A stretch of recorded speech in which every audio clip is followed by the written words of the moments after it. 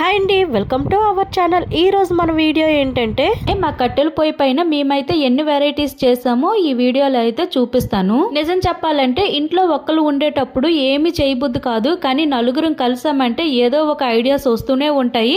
మేమైతే అలానే చేసాము. ఒక్కొక్క రోజు ఒక్కొక్క ఐటమ్ చేసుకుంటూ ఫుల్ ఎంజాయ్ చేసాము. మేమైతే ఏ వెరైటీస్ చేసామనేది వీడియో అయితే చివరి వరకు ఎక్కడ కూడా స్కిప్ చేయకుండా ఫుల్ వీడియో చూసేయండి. ఈ రోజు మా టిఫిన్ ఏంటంటే కట్టెల పొయ్యి పైన మట్టి కొండలో ఆవిరికుడుం అయితే పెట్టమనేసి మా అత్తయ్యకి చెప్తే మా అత్తయ్య అయితే కాదనకుండా ఆవిరికుడుం అయితే ప్రిపేర్ చేసేసారు. ఫస్ట్ టైం మేము మట్టి కొండలో చేసిన ఆవిరికుడుం అయితే తిన్నాము. చాలా టేస్ట్గా ఉంది. అత్తయ్య ఏం చేస్తారంటే పొట్టు మినపప్పుని యూజ్ చేస్తారు. అలానే మిక్సీలో గ్రైండర్లో కాకుండా రోట్లో వేసి రుబ్బుతారనమాట. దాంతో పాటు ఉప్పుడు రవ్వ కాకుండా ఇంట్లో ప్రిపేర్ చేసుకున్న బియ్యపు రవ్వనే యూజ్ చేస్తారు. అందుకే ఇంత టేస్ట్ వచ్చిందో ఏమో మరి. ఇక్కడ మేమైతే ప్రతిరోజు టిఫిన్ కాకుండా ఒక రోజు మొలకలు చేసుకునే వాళ్ళము. అలానే రాగి జావా ఇంకా ఒక్కొక్కసారి అయితే టిఫిన్ చేసుకునే వాళ్ళము. పిల్లలు అయితే ఇవన్నీ తినడానికి నచ్చరు కదా, అందుకనే వాళ్ళ కోసం స్పెషల్ గా టిఫిన్స్ అయితే ప్రిపేర్ చేసుకునే వాళ్ళం అనమాట.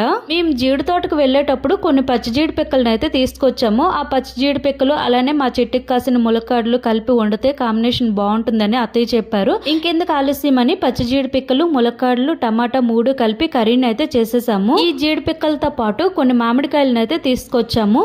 ఈ మామిడికాయలు చూడగానే మామిడికాయ పులిహోర అయితే గుర్తొచ్చింది. ఇంకెందుకు ఆలస్యం అనేసి రైస్ కు బదులు ఈ రోజు అయితే మేము మామిడికాయ పులిహోర అయితే చేసుకున్నాము. మనం ఒకరు ఉండేటప్పుడు ఇన్ని ఐటమ్స్ అయితే అస్సలు చేయబుద్ది కాదు. అందుకనే అందరం కలిసి ఉండేటప్పుడు మాత్రమే ఇన్ని వెరైటీలు చేసుకుంటూ ఫుల్ గా ఎంజాయ్ చేయాలి.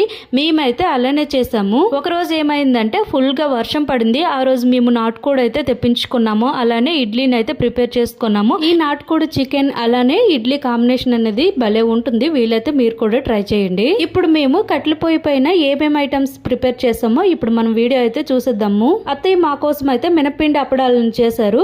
అయితే మేము వెళ్ళేటప్పుడు ఎప్పుడు కూడా ఈ మినప్పిండి అప్పడాలు తప్పనిసరిగా తీసుకెళ్తాము. చాలా బాగుంటాయి. అదే కొత్త అప్పడాలు ఇలా బొగ్గుల పైన కాల్చుకొని తింటే బాగుంటుందని అత్తయ్య చెప్పారు. వెంటనే కట్టెల పొయ్యి పైన అప్పడాలను అయితే కాల్చేసి ఇచ్చారు. మనకు వేయించిన అప్పడం కంటే ఈ అప్పడం అయితే చాలా టేస్ట్ గా ఉంది. ఆయిల్ కూడా తక్కువ పడుతుంది. ఒక రోజు అయితే చిలకడ దుంపలు కనిపించాయి. ఈ చిలకడ దుంపలు ఏంటంటే ఉడకపెట్టుకునే కంటే మనం కాల్చుకొని తింటే చాలా బాగుంటుంది. ఒకవేళ కట్టెల పొయ్యి లేని వాళ్ళు ఏం చేస్తారంటే కళాయిలో వేసేసి దానిపైన మూత పెట్టి అలా వేయించినా సరే కాల్చిన టేస్టే వస్తుంది. ఇక మాకు ఎలానో కట్టెల పొయ్యి ఉంది కదా అనేసి ఈ చిలకడ దుంపలను అయితే కాల్చేసాము. చాలా టేస్ట్ గా వచ్చాయి. ఇక ఇక్కడతో ఆగామనుకుంటున్నారా? మేమైతే అస్సలు ఆగలేదు. తోటకు వెళ్ళేటప్పుడు కొన్ని జీడి పిక్కలను అయితే తీసుకొచ్చాం కదా, పచ్చి జీడి పిక్కలు అయితే కర్రీ చేసేసాము. ఈ ఎండు జీడి పిక్కలను ఏం చేసామంటే ఇంకొక రోజు ఎండలో పెట్టేసి ఈ ఎండు జీడి పిక్కలను కూడా పొయ్యిలో వేసి కాల్చేసి తిన్నాము. చాలా టేస్ట్ గా వచ్చాయి. చిన్నప్పుడు మేమైతే మా జీడి తోట నుంచి ఎక్కువ పిక్కలను తీసుకొచ్చి ఇలానే కాల్చుకొని తినేవాళ్ళము. ఈ పిక్కలను అయితే పొయ్యిలో వేసేటప్పుడు ఏమనిపించలేదు, కానీ పొగలు వచ్చేటప్పుడు మాత్రం చాలా భయం అనిపించింది. వెంటనే అత్తయ్య వచ్చి ఈ పిక్కలను అయితే తీసేశారు. మనం పిక్కలు కాల్చేటప్పుడు ఎప్పుడు కూడా దగ్గర ఉండకూడదు, ఎందుకంటే అవి పేలిపోయే ప్రమాదం కూడా ఉంటుంది. అలానే వేడివేడివి అస్సలు ముట్టకూడదు. మేమైతే సమ్మర్ హాలిడేస్ లో ఫుల్ ఎంజాయ్ చేసాము. మీకైతే ఈ వీడియో నచ్చిందనే అనుకుంటున్నాను. మరికొన్ని వీడియోలతో మళ్ళీ కలుద్దాం. Thank you for watching.